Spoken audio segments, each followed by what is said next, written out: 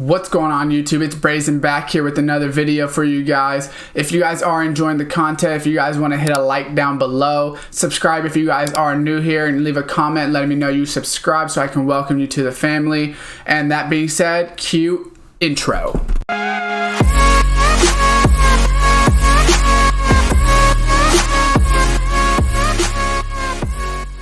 What's going on YouTube, and welcome back to another Shinobi Striker video for you guys here today.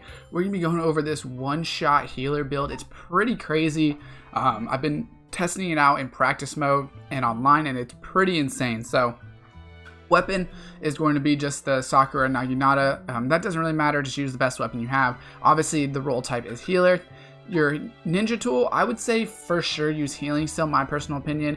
If you have like another teammate that is healing, then maybe you don't have to, but I personally think this is very important because your two abilities are not going to have any heals in them. Costume wise, obviously it doesn't matter what your costume is, but a Spiteful Spirit for the top skill is very important in this because you want to lengthen the amount of time that enemies suffer from status ailments, and then Clear Mind for the bottom, shorten ninjutsu cooldown time, and then for accessory skill, Unbending Will, which reduces ninjutsu cooldown when a health drops. So basically we want those ninjutsus back fast so that we can be one-shotting these people.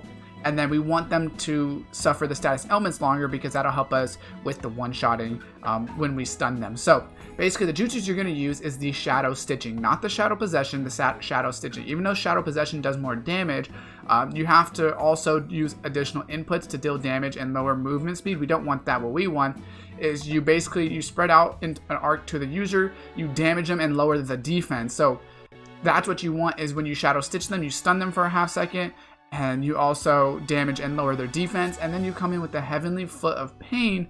When you use this, it's pretty much, like I said, almost like a one-shot. They're unable to use substitution, resets their ninjutsu cooldown time. It's pretty cheesy. We will obviously show some gameplay on it. I'm just using Ink Clone. I've really, I test out a lot of different clones. It's just really preference, but I've just been using Ink Clone just to confuse the enemies. Not too big of a deal on that. And then for the ultimate, since it is a build where obviously we don't have a lot of healing, I'm using kind of like a pure healing secret technique. So a lot of times I'll use the Shuriken Jutsu because it heals and does damage, but just because of the fact that I want to heal, so I just want to completely restore the health of my allies. I can revive people and cure status ailments, so I just feel like it's a pretty good build. And then just having that extra heal is super useful since I don't have a lot on this build. So we will hop into the gameplay and show you guys how to work it. Alright, so we're loaded into Flag Battle on the Hidden Leaf, and we'll be showing you guys kind of how to do this. We'll be going for scrolls and playing basically defense more or less with this build. We don't obviously have Water Pillar, but it's okay. It will work. We are the only healer on our team. So we do definitely want to go ahead and get the scroll first though if we can, because obviously scrolls are going to come in handy in Flag Battle. Definitely. It looks like we have an attack. They have 2 attacks. So we'll see. Our teammates, it looks like our teammates are playing defense, which is great. But like I said, we're going for scrolls first, and hopefully we'll be able to show you guys some of these combos that you're able to put out. Hopefully this guy comes up to the scroll right here. We're going to try to hit him with that. I get Rasengan, unfortunately. So I got kind of annoying timing on that. And they're going to get the scroll for sure, I think. And actually, we're going to get the scroll, but we are just going to hit this guy. We knew our jutsus were getting reset, so that's why I just wanted to get out of there. Because obviously I did not want to. I knew my jutsus were getting reset, so I might as well use it, even though I didn't get the stun first. Because we obviously just want to get back here as good as possible to help our team out. But we're going to wait till we get our jutsus back. And now we're going to Shadow Possession him. Unfortunately, he is going to ball up, which the ball in general just isn't good in the sense that it does not it doesn't capture the flag, right? So it's kind of stupid for them to use the ball. To be honest, it's going to be a tough situation here with them using the ball for me to hit, because they're able to ball out of my stun, unfortunately. And we are going to try to knock the flag out of this guy's hands, but it is going to go further, so we are going to, this guy is going to get it back.